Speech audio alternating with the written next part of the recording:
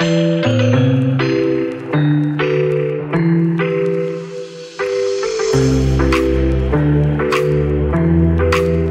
friends, welcome to this week's episode of Not Your Mama's Podcast. And today our special guest is Lauren, who is an adventurous author from Brisbane, Australia, who turns a life's challenges into bedtime tales with a passion of storytelling. She encourages children to exercise their imagination muscle, fostering creativity, resilience, and joy in every adventure. Lauren, thank you so much for being on the podcast today. We're so excited to have you on. Thank you so much, Christina. I'm very excited to talk to you too. Yes. So, how can bedtime tales and imagination inspire people to find good in tough situations? So, what I have found, now I'm not a counselor, okay, so I don't want to seem like I'm giving professional advice, but stories are powerful because what I've learned amount about the journey I've been on is once you get a child on a storyline they can connect with, Mhm. they escape. They escape whatever was troubling them that day, which Mhm. is huge and powerful. I put that into effect myself as a grown up Yeah. when my life went completely pear shaped.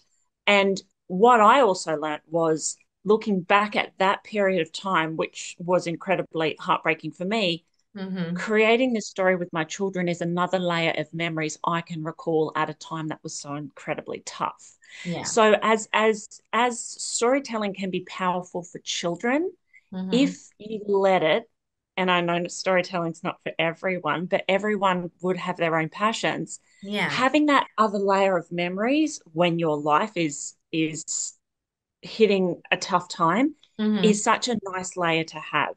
So Mhm. that's what I found is the power of storytelling and making sure children continue to do that throughout their lives. Yeah, it's like healthy escapism. You know what I mean? Like to like wander off. Cause I remember when I was like, little and learning how to read, like your mind like really fosters like the imagination of what you're reading in your mind. So I could totally see what you're putting down when you're talking about escapism and, going off and like it's like sometimes people get lost in movies, you know? But like, I think books and storytelling for children is just so much more creative and imaginative, because they can picture it the way that they want it. So, how can your story, help motivate others to listen to their inner selves and make positive life changes?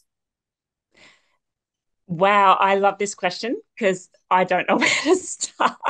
I've got because I've actually noticed that what I've done Hmm. is it's free for anyone, honestly. Hmm. I completely changed my life. I went from being in a completely separate career. I lost my job during the pandemic. I was in aviation. That didn't happen at that time. Hmm. And then I pursued something. I pursued Yeah. something with a few key elements that are available to anyone. And when I listen to everyone else's stories as to how they've changed their life, it's almost universal because these little elements Hmm. have so many people's stories in common. So one thing for me is the energy of people you're around. Take note of that Yeah. because yeah. So I liken life to a big bus trip, right? Like picture you're going from one end of Australia to the other end of Australia in a bus. And unfortunately, you can't take everyone with you. Sometimes at different stops, people have to get off and people have to get on, Hmm. right? So what I learned was the energy of people you're around is important because I had energy of, well, what are you doing now? Why would you do that? You know, why would Yeah. you try that? It's so hard Yeah. to do. But Hmm. then I've got the other energy of people saying, oh, you're a natural at this. You should have written books ages ago. Yeah. Like that energy, I started going through going, okay, that's the one I want to be around. And it was just funny how that simple change Hmm. Hmm. led me down a different path. Yeah. and making peace and with that other energy with other people. Like I also learned though that sometimes it's their own fears. They Yeah. don't want to see you heartbroken. It's more about them, not you. Mm-hmm. A So 100%. to keep, yeah, to keep that in mind, that people not encouraging you sometimes is their own fears. Mm-hmm. Yeah. It makes sense. And that does bring up a good point, you know. I mean, if you don't have people around you like encouraging you or, helping you pick yourself up when you're feeling a little bit down, you like sometimes will fall in your own, goals that you'd want to achieve, because you're not feeling encouraged and then you give up on yourself, So it is important to be around people who foster you and like care about what you're doing. I totally think that that's a good reminder and it is very important. And then so with that, like how are you able to balance like acknowledging life's challenges while staying focused on positivity? And like what advice do you have for those facing tough times? The advice I have for people with tough times is you need to believe that you are also worth it. Mm-hmm. Believing, yep, having a set of standards for yourself. How Mm-hmm. do you want to be treated? How would you want this day to turn out? It's not being selfish. It just means you're showing love for yourself. Yeah. Because, like, especially when you've got children around you, they learn off you. You are their first point of reference for so many things as they're growing. Mm-hmm. So, realizing it's okay to take time to reflect, feed a passion, acknowledge what's happening, and working together as a team. Because I had to with our storytelling, especially the book I created with my children. Yeah. Um, I made that time instead of wallowing in sadness and heartbreak and feeling like I'd failed my family because losing my job and finding another job that didn't pay as well and struggling to pay the bills, Mm-hmm. that part of things, I Mm-hmm. could have easily spent every night in tears, in sadness, just having that. But Mm-hmm. I used that time to say to my kids, right, we have a window of opportunity here. Soccer Mm-hmm. training's not on. Martial arts training is not on. We don't have to do band this week.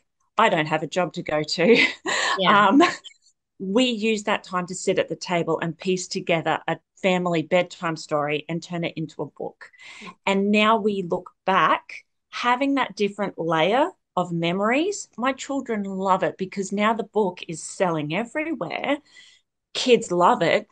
Yes, we haven't had any publishing success. That's fine. But Mm-hmm. this is our own little bit of success. Yeah. What I'm saying is recognizing to make time to find something good out of bad is so important because Yeah. that's what I did.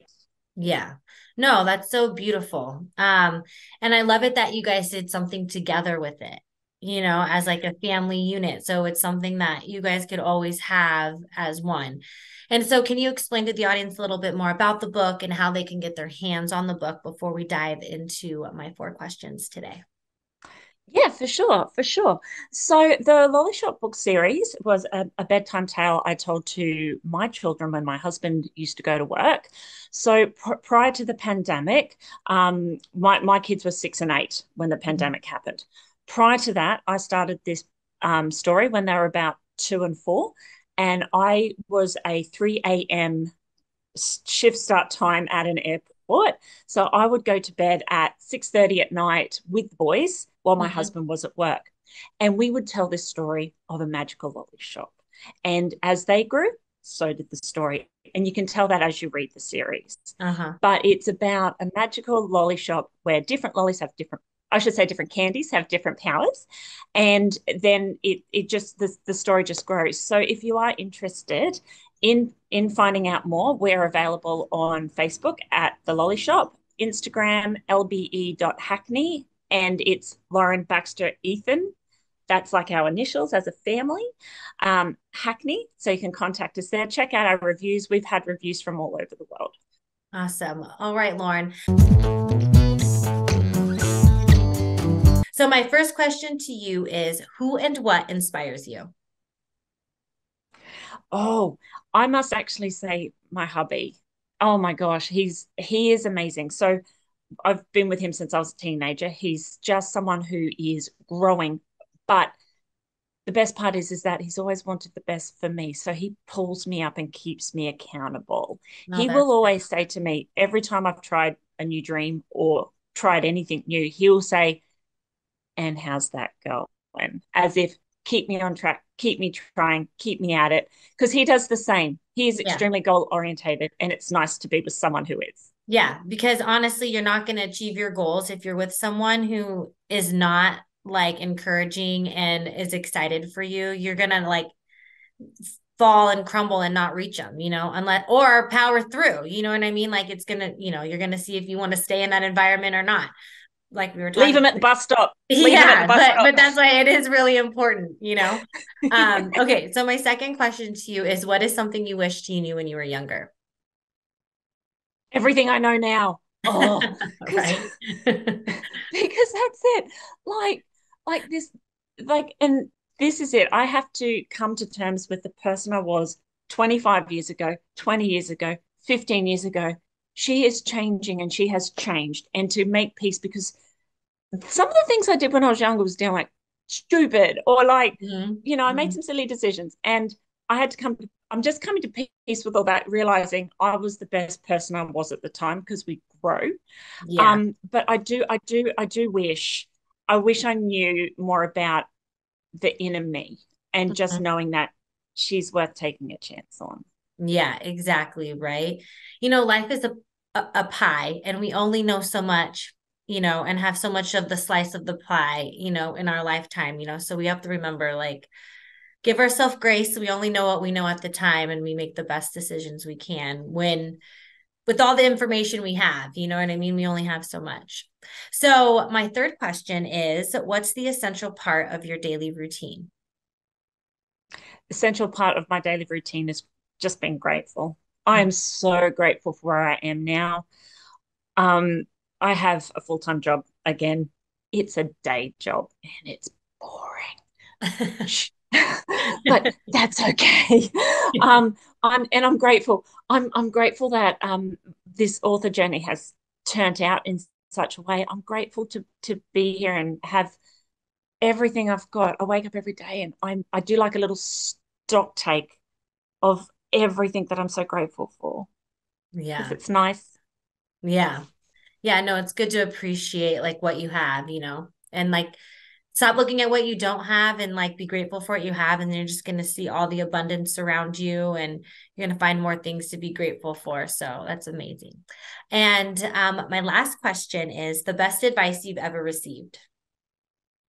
Oh, so much. The best advice I've received would have to be it's not necessarily advice, but it was like a little meditation one of my girlfriends told me. And this was a few years ago when I first didn't have my job because I was in the same job for 16 years and that's all I was Mhm. trained in. And I felt so lost. And she said to me, if you could just close your eyes and forget everything about you for a minute and then pretend you're sitting at your kitchen table and you hear a knock at the door. Open that door and it's you in 5 years. Mhm. Who is she? What car is she driving? What job does she do? What haircut does she have? What food does she eat? I I couldn't answer any of that. And that scared the crud out of me because I didn't have a future me I wanted to aspire to. Mhm. So it wasn't necessarily life advice, but it's something I keep in mind of the future me. As much as Yeah. I have to honor the path I've been on, and I'm grateful for the person I am now, just recognizing future me needs to be looked after equally, making the right decisions now so she happens Mhm. is so yeah, it's not necessarily life advice, I guess. It's more like um a pattern. Yeah. Yeah. Yeah, just to make sure I stay on a path that's true to myself. Yeah. No, that's beautiful. Yeah, like who do you want to be? Who do you aspire to be? Take the time to like map her out, and then, mold and grow into her and learn to become her. So that's a beautiful ending to the podcast. So Lauren, thank you so much for coming on this week's episode of Not Your Mama's Podcast. All of her links are down below in the show notes. Don't be shy, go say hi, and I hope to see you all in the next one. Thank you. Thank you so much, Christina. That was fun.